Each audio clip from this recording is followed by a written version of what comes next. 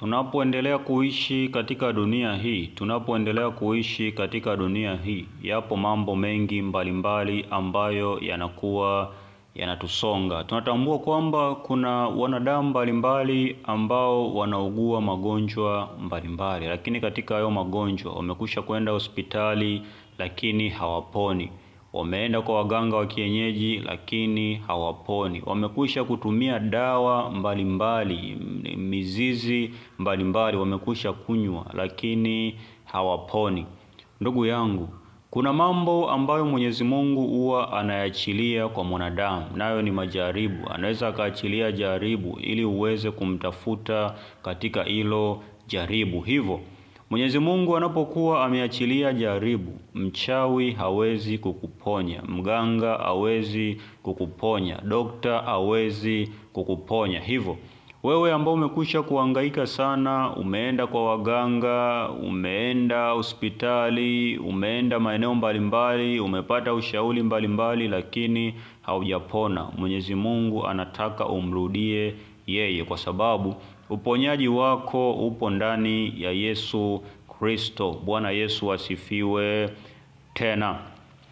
Tukisoma katika kitabu cha Luka sura ya 8 tukianza kuanzia mstari wa 43, nasema kwamba na mwanamke mmoja ambaye ametokwa damu muda wa miaka 12, aliyekuwa amegharimiwa mali zake zote kwa kuwapa waganga asipate kuponywa na mtu yoyote, alikwenda nyuma yake akaugusa upindo wa vazi lake, na mara hiyo kutoka damu kwake kulikoma.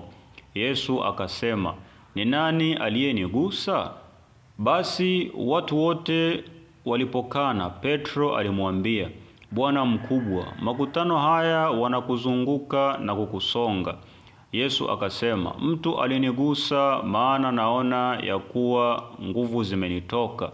Yule mwanamke alipoona ya kwamba hawezi kustilika, akaja akitetemeka, akaanguka mbele yake, akamweleza mbele ya watu wote sababu ya yeye kumgusa na jinsi alivyoponywa mara. Akamwambia, binti, imani yako imekuponya, enenda zako na amani. Bwana Yesu asifiwe tena. Tunaangalia huyu binti ambaye alikwisha kujenga imani. Alitokwa damu kwa muda wa miaka 2. Alikwenda kwa waganga, alitumia pesa zake zote zilikwisha, lakini hakuweza kupona. Lakini kitu ambacho alijenga imani ambayo ilimgusa Yesu Kristo, na akasema kwamba nitakapomuona Yesu Kristo nitashika upindo wa vazi lake nitapona. Ina maana kabla ya Yesu kupita kwa huyo mwanamke alimgusa moyo wake kwamba kuna mtu ambaye amekwisha kujenga imani. Hivyo alivyokwisha kugusa lile vazi, ndio maana anasema kwamba kuna mtu alinigusa, kwa sababu aliona nguvu zake zimekwisha kuisha. Ina maana hiyo ni imani ambayo ilimgusa Yesu Kristo. Hivyo Yesu Kristo anataka wanadamu ambao wanajenga imani ndani yake. Hajalishi kwamba una tatizo gani. Wewe ambao umekwisha kuugua muda mrefu uponi, iwe ni kansa, iwe ni kisukari, iwe ni homa za mara kwa mara, iwe ni madonda mara kwa mara, iwe ni magonjwa ya kulala muda mrefu, magonjwa ya kuanguka.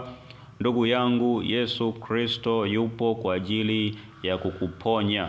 Ina maana waganga hawana uponyaji wako, na pia hao ambao unawakimbilia kuomba ushauri hawana uponyaji wako. Uponyaji wako upo ndani ya Yesu Kristo wa Nazareti aliye hai.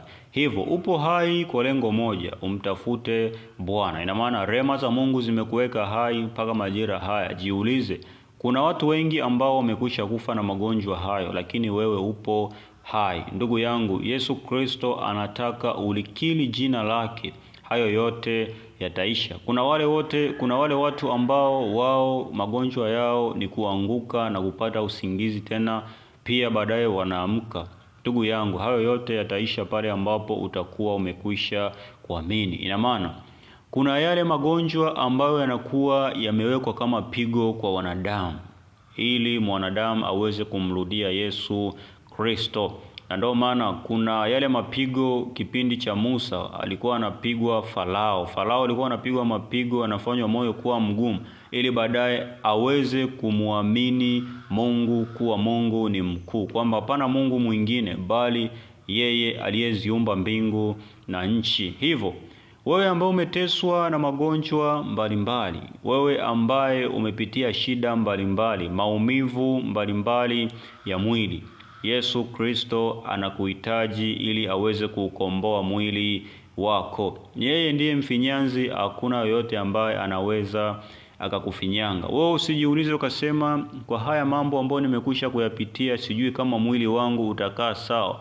Yesu Kristo ndiye ambaye amekwisha kuweza kuumba mwili wako. Hivyo njoo kwa Yesu Kristo wa Nazareti aliye hai katika imani ya kweli. Mwenyezi Mungu anachunguza moyo, atakuponya na hayo yote, kwa sababu anakwisha kusema mateso ya mwenye haki ni mengi, lakini Mwenyezi Mungu anamponya na hayo yote. Hivyo utaitwa mwenye haki pale ambapo utakuwa umeliamini neno la Bwana. Hacha kuyumba yumba kwa waganga, watachukua pesa zako zote zitakuisha, watachezea nyota yako, pia watachezea familia yako, watachezea uchumi wako. Kama ulikuwa na ndoa, wataichezea ndoa yako, mwisho wa siku wataharibu, kwa sababu waganga ni mawakala wa shetani, wanaomsaidia shetani kufanya kazi zake. Bwana Yesu asifiwe tena. Hivyo wewe ambaye unaona unapitia hayo, ndugu yangu, Mwenyezi Mungu anakuita katika njia